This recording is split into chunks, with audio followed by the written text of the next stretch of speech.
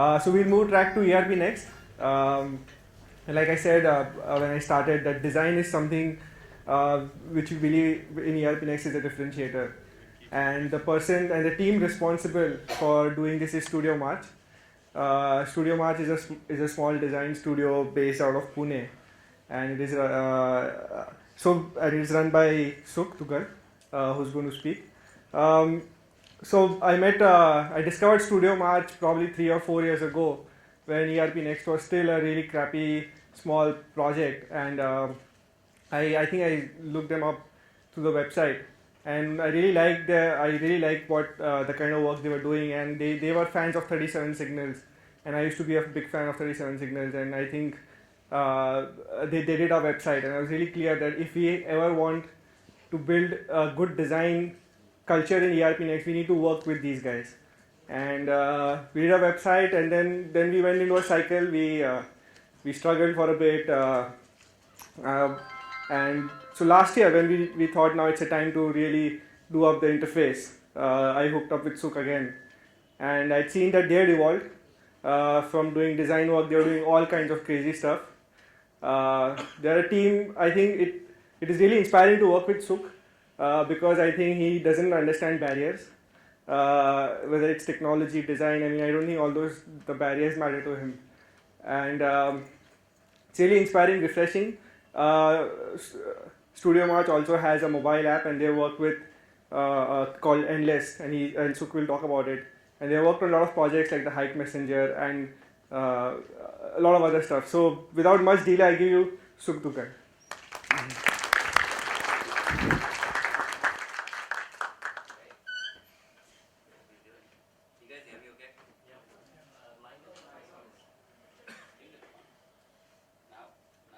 Hello?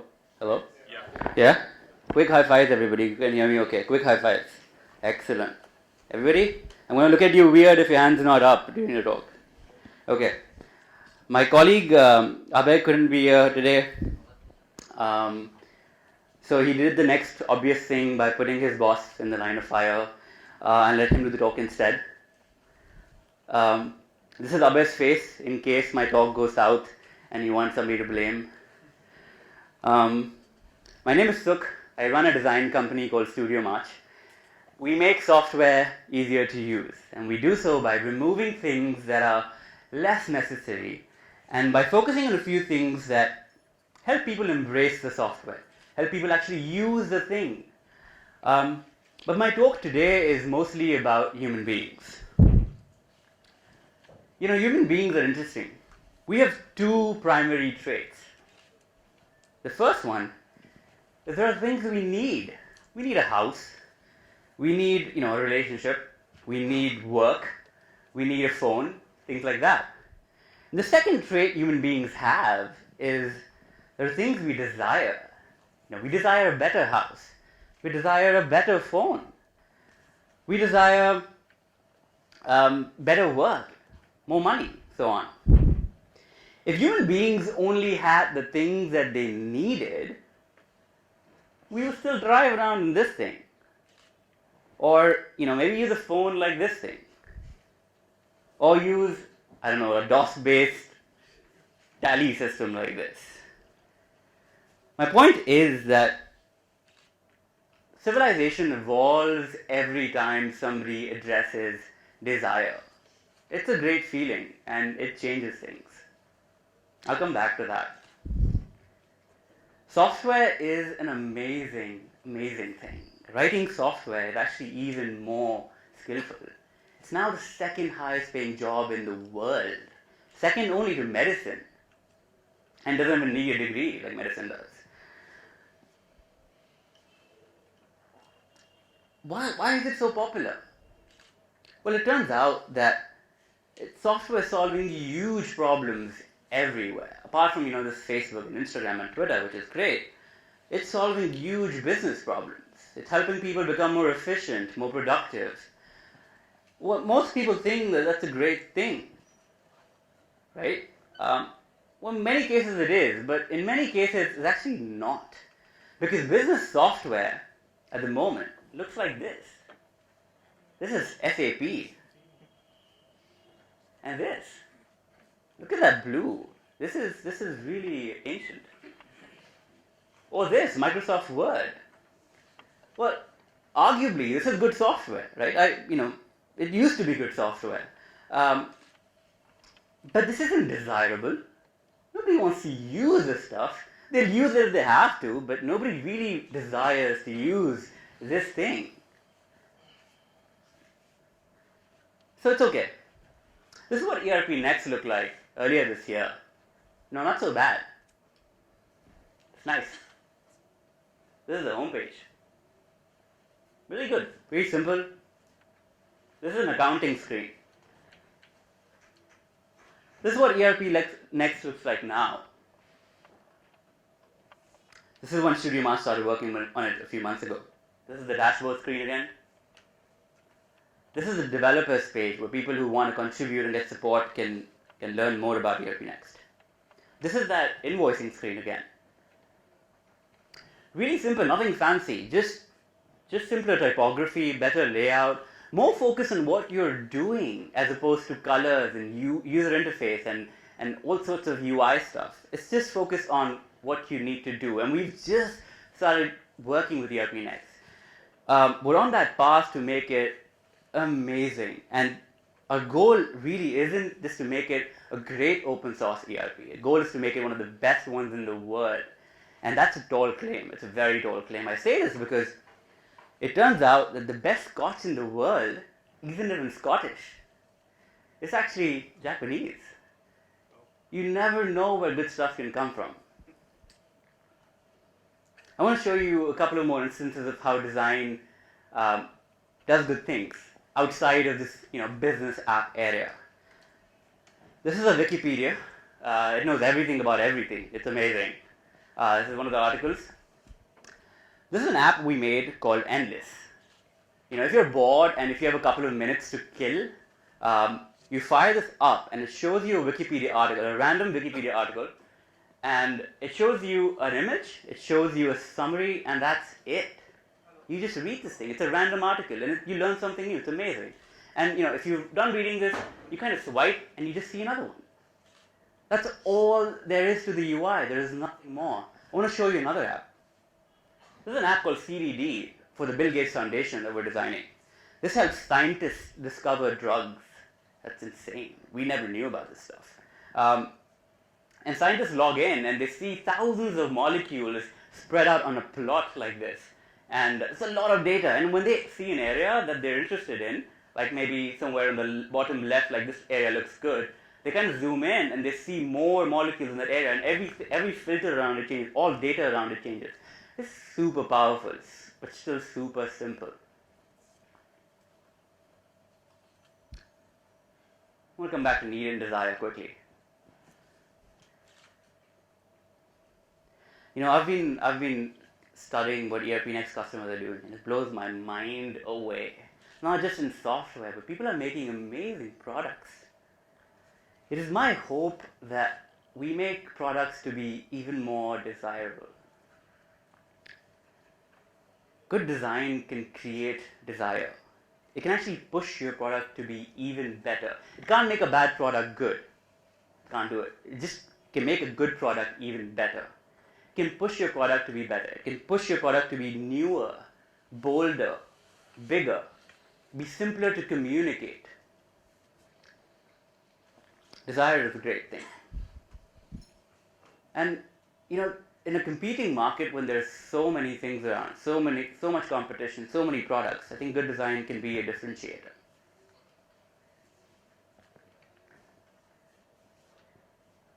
Here's some shots of the moon on the Apollo mission. From the moon. Of Earth. From the moon. Isn't that amazing? That's the first time somebody took a picture of our planet from the moon. Desire can be a great thing. Human beings aspire to not what they can get today. They aspire to what they could have. As makers, it is almost a duty to make stuff that people desire. It pushes the envelope, it pushes the needle forward. It is a duty to build the future. Let's do that. Thank you.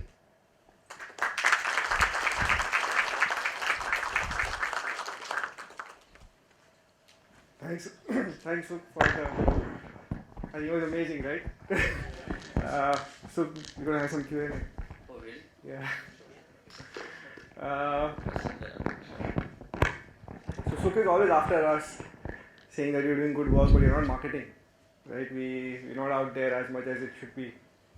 So what do you think we should do to? Rishabh, I don't want to get into a fight now, but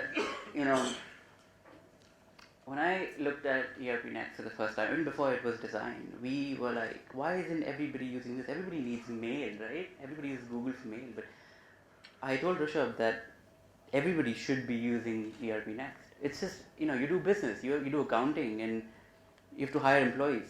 You have to have a system where you keep clean books. Anybody who's done traditional business, my father, his father, have always kept clean books. And it's not just a matter of accounting, it's just, I think everybody needs to use it. It wasn't obvious to me. Actually, I was bewildered because why isn't everybody using ERPNext? Not just people in India or the open source community. Everybody needs to use this thing. It's free. It looks beautiful. So it's a big question mark in my head. And hopefully we're on that path to really get it out there. I'm really excited about it. Hopefully we'll get people to think how simple it is and get on board. So, like we have a lot of developers who are interested in contributing to ERPNext. Do designers also?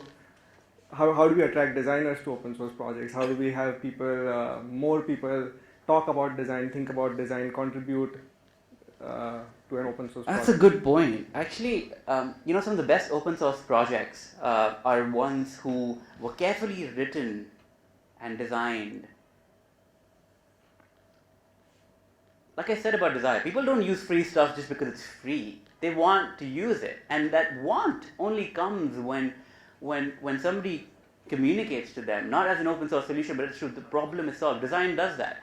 So I think it's imperative for an open source project, small, big, huge, to have somebody communicate clearly, distinctly, and you asked me how do designers contribute to open source projects. There's no clear answer. Even designers are even hard to find for public good designers are hard to find even for private projects. I think if you just start from something that you think is the simplest form of communication, drill it down. If you set high standards for yourself, designers see that. Designers see that, yeah, maybe they could do a little bit of work, but they have their head on the shoulders and they could be better, and I want to help them. So I think that's a good way to get started, I think. Questions for? Hi, Sukh. Hi.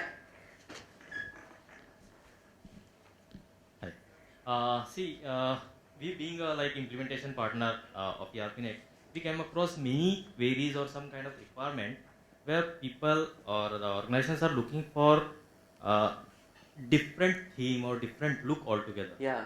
And we see there is a challenge in current design pattern. Yeah. Because it again depends on the kind of architecture which Sure. you people have developed. Sure. So in coming future, is there any plan where we can see that people can contribute by designing their own templates or themes, and that kind of contribution can be come as a part of community? Yeah, towards themes. I think you mean like a WordPress theme or a Yeah, we heard about Drupal. We even worked on Drupal Okay. or WordPress. So now people are coming up with their own themes, Yeah. own designs, Yeah. and it is getting contributed to the community. Yeah, I think it is very important for ERPNext to have a good foundation first. So we're doing that now, and we've just gotten started. I think we want to lay down a foundation where everything is consistent. There are guidelines for everything. So people who are, first of all, themes are great.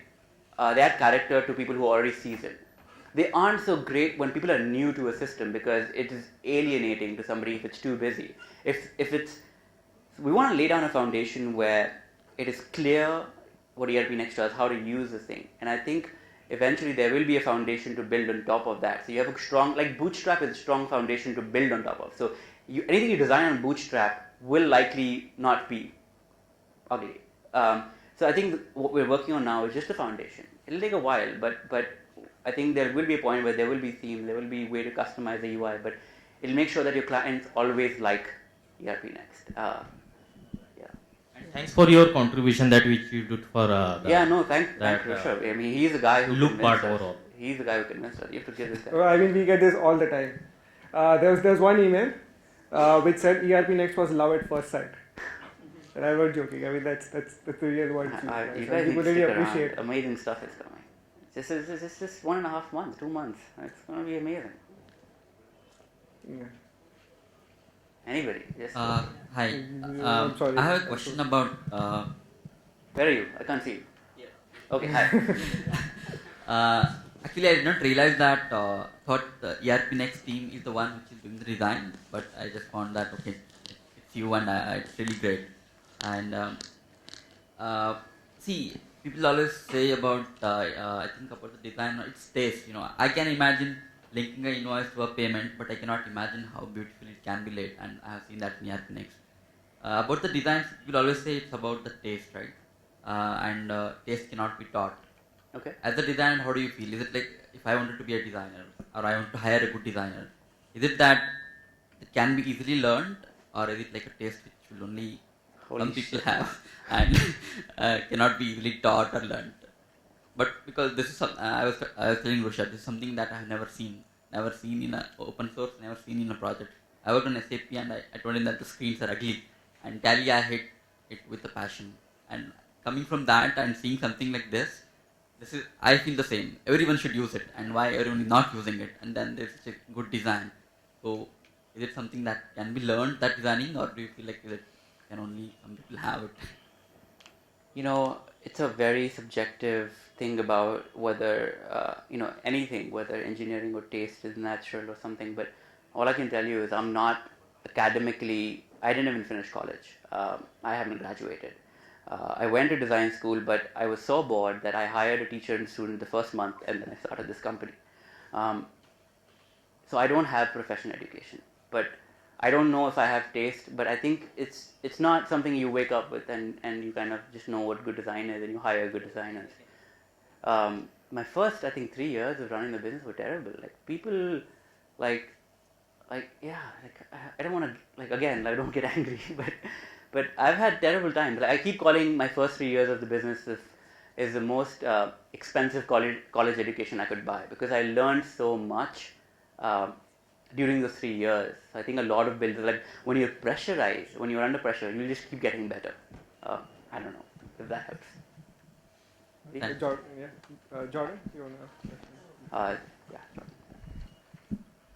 Thank you. I really liked your talk, and I like your passion for design. Thanks. There aren't many to answer, I think, his question indirectly, because I work with some designers at Apple. The number of really great designers in the world, you can count on maybe one hand and have some fingers left over. It's just like cars, right? How many beautiful cars do you know? Maybe 3. The rest are just crap. Yeah. So user interfaces definitely fall into that same category. 99.9% of open source UI stuff just sucks. Yeah. Unbelievably, right? Including for my current product. And it's like, you can't believe, what happens when engineers are let loose with UI tools. And so I love the fact that you're standing for design. I'd like to talk to you afterwards. But the problem I'm running into, and I think the rest of the room might be interested in your answer to, is you have high-level design. You have some people who seem to really get how to visualize information, because that's ultimately what it's all about, right? If you look at toolkits like D3 and whatnot, they do a really nice job of providing visualizations in ways that you never imagined you could visualize data, and that then leads to more ideas and more, more opium smoking, and you get some really cool stuff. But in between the cool design and between the base technology that needs a nice face, a nice front end, you have JavaScript and all the toolkits, AngularJS and React and Bootstrap, and they're all competing and changing every 15 minutes. And how do you deal with that middle space? Because I'm finding that to be really challenging. Uh, Let me just give a quick. So when Sukh, his team designs, I mean, they're designers, but they get into the whole stack.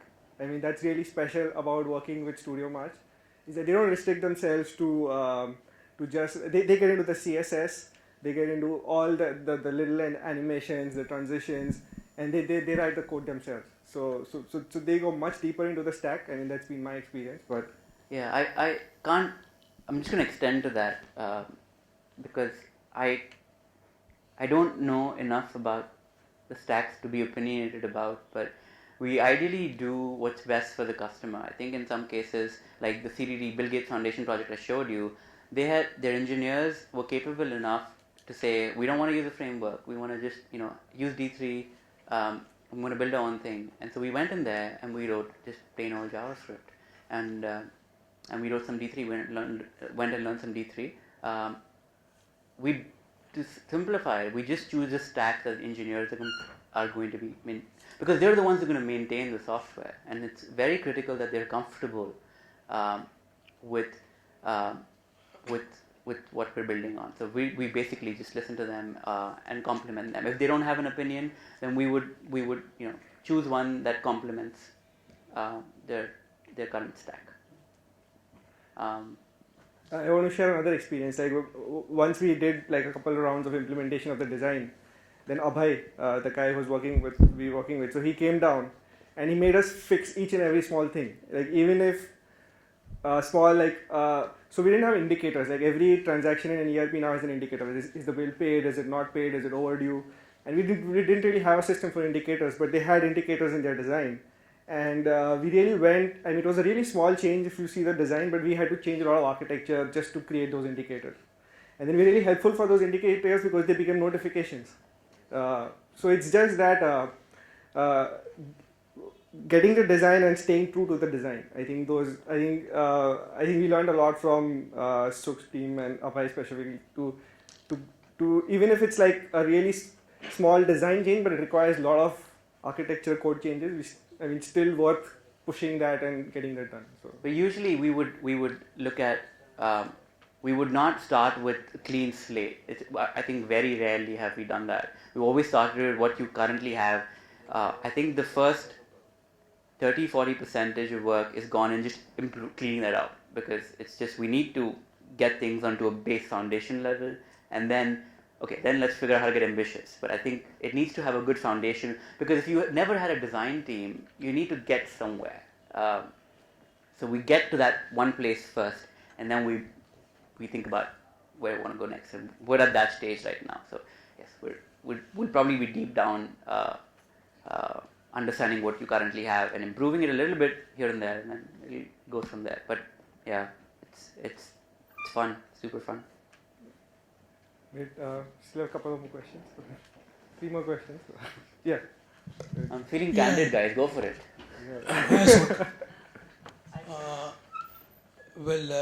It was excellent that your touch and your focus on the human and human touch. Thank you. Now, one question is, could you reveal your future desire?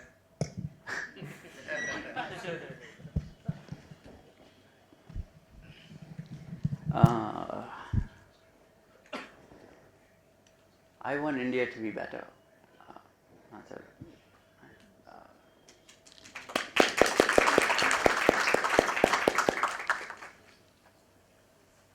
May I? Hi. Yeah, hi. Sukh, first of all, your design is quite amazing, and I come from a SAP background, so it's quite a relief for me to look at the screen and Sorry, you have to use SAP. Yeah.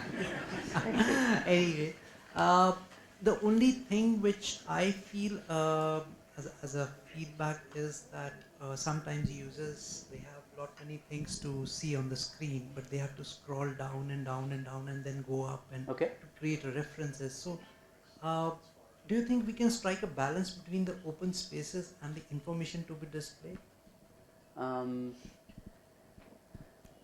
Rishabh, you should take that. So yeah, I don't know if you've seen our recent release. So we now have collapsible sections specifically to address that problem.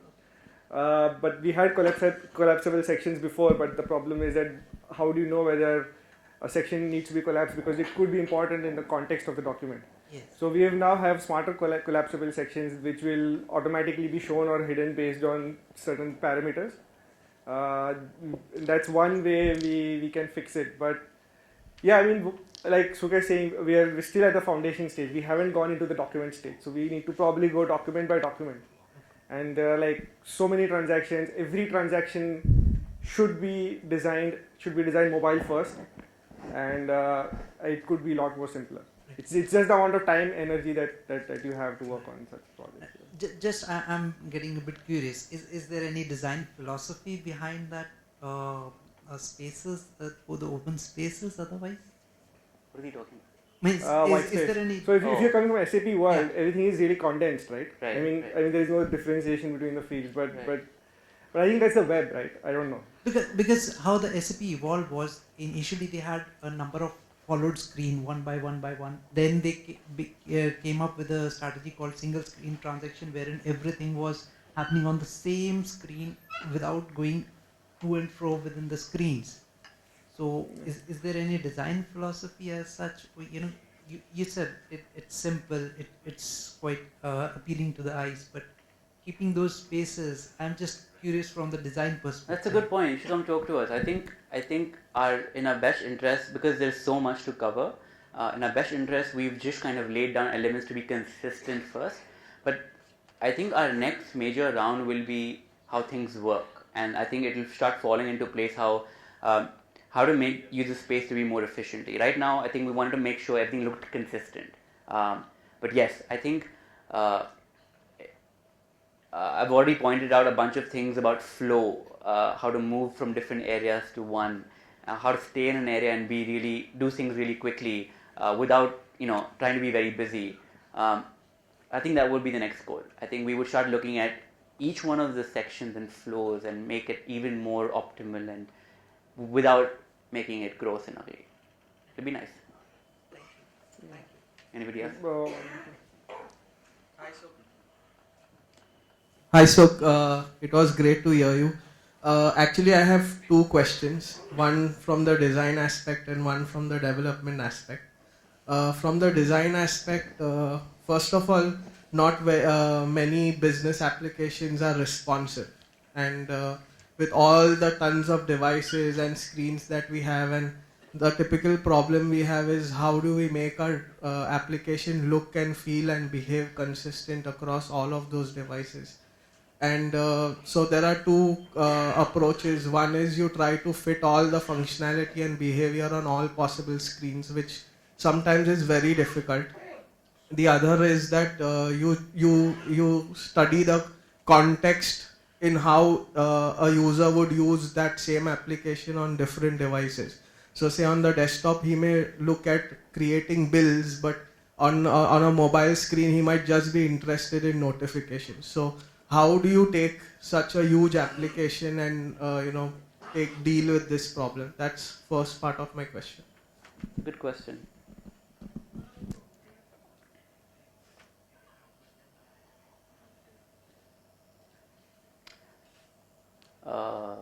It boils down to things we need and things we desire. I think the current point is in a need point where application needs to be the same everywhere, at least on the phone, so it doesn't log out and at least it's accessible to you. What I desire is ERPNext to be even more simpler on the phone. I think I desire ERPNext to be so simple that it inspires the future of the desktop and it inspires the future of how business applications should be in the future on the desktop. So I think when you simplify things on the phone, you have less space, you have less real estate. You'll only focus on things that you can do. And I think if it starts from that desire, I think that's a good foundation to build even more simpler than even more complex systems. Complexity is no end. We have to be focused, right? I mean, we don't have a team of 50,000 consultants worldwide consulting on SAP, or for example, we don't have a team of hundreds of engineers. We need to be focused, and we want to be. I think at this point, we want to be simple. We want to be really, really simple, and that we aren't going to stick to that goal if we start complicating the app and start squeezing stuff in. We continue to be simple if we just be simple, and I think to answer your question, we'll just get simpler on the phone eventually, and then we'll go from there. So essentially, the context in which the app is used on different devices, that's the way to go. I mean, you can't pack everything onto all the devices. This is my preference. Yes. And that kind of becomes very tough when you're dealing with responsive the way it is right now, because the code base is the same. So trying to switch on and off stuff just because there's a different device means a lot of overhead on the development side. Sure. Rishabh can answer that question actually about overhead. I'm sorry, I was lost in context. If you want to try and make the application contextual to where it is being used, like, so there are a lot of elements in the design that would keep switching on and off depending on what kind of screen or device you are on. So does that complicate the UI side of the development? So basically, the trade-off is, do you create parallel UIs or do you reuse it? So right now, it is clearly the benefit, because say you write a customization that works with a current a set of DOM hierarchy, right? The way the page looks, and then if the hierarchy changes completely, or your completely new architecture, your customization breaks. So the motivation is to stick to just one UI, so that all customizations are consistent across devices. And then already CSS is getting so much smarter. You can have different CSS rules for different screens, and so we are going to. For now, I think the direction is we're going to be just one code base for all applications, and that's better. I think you mentioned that it gets complicated architecturally, but I think we need to first think about what users want, and then figure out the hassles. I mean, yeah, I think if we just think about what users want, I think the ERPNext architects are really smart, and they'll figure out how to do it in a really clean, nice way. But it needs to start with what users want. So the second part of my question is an extension of this, is that if since ERPNext allows a lot of people to contribute with plugins, are there certain kind of guidelines or something that they should follow when they are creating their own plugin in terms of user interface? Because if it has to work across devices, it kind of gets complicated, because not only do you have to worry about the core functionality but also the look and feel, and everybody might not have access to great designers like Sukh. I'm great. We have these questions coming in. That shows the great enthusiasm of people to build. But yeah, I agree with you. We should have design guidelines. I mean, Apple has design guidelines for their app developers. So yeah, we should have design guidelines. Better than that, we should just have apps to look from, because when you look at great apps that are built on ERPNext, we'll create them, and when we do it, we'll create example apps, so you know what they should look like, and you'll always end up hopefully having a good looking plugin app. Thanks a lot. Great, thanks. Yeah. Thanks, Sukh. I think it was a really nice, refreshing talk, and I'm sure everybody will want to talk to you and hire you for their own business. So thanks. Thank you so much. Thanks for having me.